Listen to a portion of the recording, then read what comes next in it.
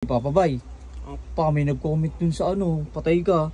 Dun sa, sa may vlog mo dun ano, yung sa may tinapa, yung electric smoker na binili mo.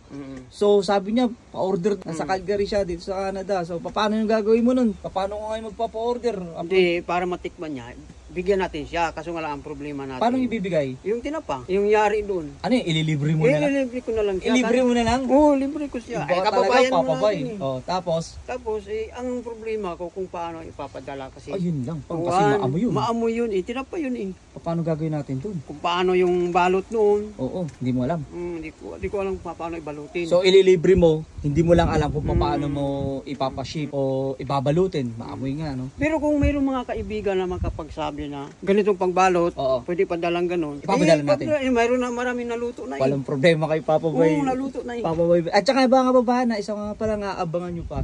Ito yung mga kalabasan ni Papa Boy. Abangan nyo mga kababayan kasi pahuhulaan namin yan. May price dyan, magpapa-Gcash kami yung mga kababayan natin sa Pilipinas. Follower, subscriber ha. Abangan nyo, magpapahula kami ha. Hulaan nyo kung ilan yung kalabasan na yan. Magkakaroon kayo ng price. So sa next vlog na lang mga kababayan, lalo to sa kababayan natin, abangan nyo. Ako mapapadala ba ni Papa Boy sa Calgary. Stay safe and God bless. God first.